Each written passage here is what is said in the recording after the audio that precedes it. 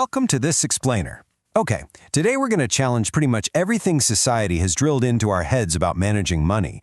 Seriously, get ready, because we're looking at the 5 so-called smart financial habits that might actually be the exact things keeping us broke. Let's uncover the actual math behind these concepts and see how it completely shifts our approach to wealth building. So be honest with me for a sec. Do you look at your financial life and kind of feel proud? Like you're nailing the classic financial playbook that everyone, from your parents to your local bank teller, told you to follow. You probably think you're doing everything right, checking all the traditional boxes of financial responsibility. You know the ones, the good financial habits, keeping your money super safe in a savings account, paying off literally every single penny of debt before you even think about investing, sacrificing your daily latte, aggressively saving to buy a house as early as possible, and of course grinding away for that higher salary. And hey, I get it. You're putting in a ton of hard work and discipline to execute these specific behaviors. But here's the brutal, totally counterintuitive truth. Those exact habits, the ones you're probably really proud of, might be the very reason you'll never actually be wealthy. I know, that sounds totally backwards, but stick with me here. Over the next few minutes, the raw math is going to show us exactly why these socially praised habits are actually silent wealth killers. All right, let's dive right into this. Habit number 1, the savings trap. Society tells us that hoarding cash in a bank is the ultimate sign of being responsible, right? But when the bank smiles and hands you that debit card, they definitely don't highlight the full equation. Right now, your average savings account pays around, 0.5 to maybe 1% interest a year? Sounds fine, until inflation enters the chat. With the cost of living rising at roughly 3 to 4%, you're losing purchasing power. You aren't actually saving, you're going backwards by about 2% every single year. To put that into perspective, let's look at the opportunity cost. If you save $500 a month in a standard bank account for 25 years, compared to investing that exact same amount at an 8% average historical return, you're missing out on nearly $400,000. 400 grand. That is the staggering cost of letting your money just sit there. Same money, completely different outcome. The wealthy put their money to work. Keep an emergency fund in the bank, absolutely. But everything above that, it needs to be invested. Moving on to habit number 2, obsessing over being debt-free. Now, let me be crystal clear. High-interest debt, like a credit card charging 20%, is a massive emergency. Destroy it. But obsessing over low-interest debt, that brings us to a really crucial wealth concept, the arbitrage opportunity. A lot of folks have a student loan at 4% or a car payment at 3%, and they throw every extra dollar at it. But while you're laser focused on that 4% loan, the stock market historically returns about 8 to 10% a year. The gap between your cheap debt and that higher growth, that's your arbitrage opportunity. Every extra dollar you throw at cheap debt instead of investing literally leaves that powerful growth gap on the table. And this brilliantly illustrates the point. Imagine 2 people, Alex and Jordan. They both start with $20,000 in student loans at 5% interest. Alex aggressively attacks the debt, pays it all off in 3 years, but invests absolutely zero. Jordan just pays the minimum on the debt and invests $300 a month for those same 3 years.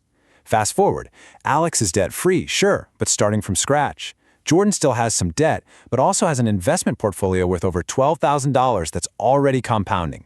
Jordan is letting the math do the heavy lifting. Okay, habit number 3, the latte factor myth. This is that incredibly popular idea that skipping your morning coffee or cutting out tiny daily expenses is somehow going to eventually make you rich. Listen, if you make 50 grand a year, cutting a $5 daily coffee saves you about $1,800 annually. That's real money for sure, but it is never going to move the needle on generational wealth. Now, compare that to increasing your income. Negotiating a $10,000 raise does way more for your financial future in one single conversation than 5 solid years of depriving yourself of coffee. Personal finance advice loves focusing on the spending side because it gives you this psychological feeling of control. But true wealth, it's a math game built on the income and investment side. Next up, habit number 4, rushing to buy a home. People absolutely love to say that renting is throwing money away, but they completely ignore the unrecoverable costs of homeownership. When you own, you pay tens of thousands of dollars just in mortgage interest in the early years. You pay property taxes, insurance, maintenance, which, by the way, averages 1 to 2% of your home's value every single year, and closing fees. All of this is money that just vanishes. It doesn't actually build your equity. Honestly, it's essentially renting money from the bank.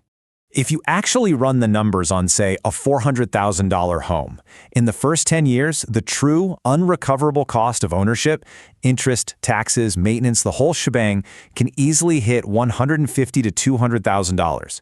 Meanwhile, a renter who consistently invests the difference between their rent and what a mortgage would have cost, they often come out way ahead financially. The takeaway here? Buy a home when the numbers actually make sense for you, not just because of some societal pressure. Finally, habit number 5, the salary trap. We're trained our entire lives to believe that climbing the corporate ladder for a higher salary is the ultimate path to getting rich. But actually, your salary is the most heavily taxed form of income that exists.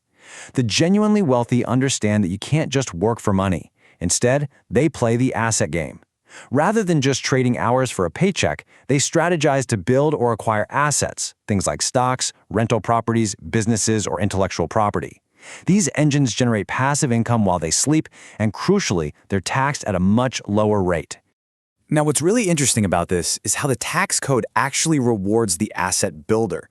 Think about two people making $100,000 a year. Person A earns all of it from a salary. Every single dollar gets hammered by income and payroll taxes before it even sniffs their bank account.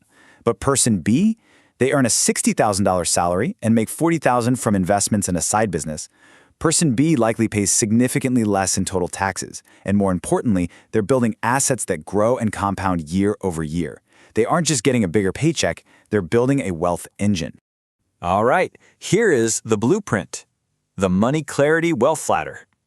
So, if the traditional advice is fundamentally broken, what on earth do we do instead? Well, here are 5 clear mathematical rules to follow. Step 1. Build an emergency fund of 3 to 6 months' expenses, but stash it in a high-yield account, not some leaky standard savings account. Step 2. Destroy high-interest debt, basically anything above 7%. If it's below that, just make the minimum payments and move on. Step 3. Invest before you inflate your lifestyle. Before you upgrade to the nicer car or apartment, set up automatic investments. Step 4. Build income streams. Yes, definitely negotiate raises, but also build a side income or buy dividend stocks. And step 5, buy a home only when you have stable income, an emergency fund, and the actual math makes financial sense. It's not flashy, but it absolutely works. Let's move to real wealth in practice and see how this builds. Let's look at a practical case study. Meet Lila. She's 27 and earns $55,000 a year.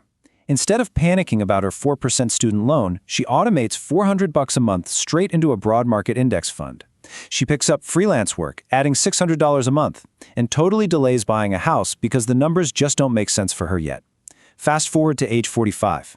Just 18 years later, assuming an 8% average return, that automated investment alone has compounded to over $200,000. She didn't get lucky. She just stopped doing what looked smart to society and started executing the actual math. So, I want to leave you with this final provocative thought. Which of these 5 habits are you going to break today? True wealth isn't built overnight, but it is built by people who have the courage to stop doing what feels comfortable, ignore outdated societal pressure, and redirect their energy toward the actual math of wealth. Pick just one habit, make that change today, and let compounding take over. Thanks so much for joining me on this explainer, and I'll catch you in the next one.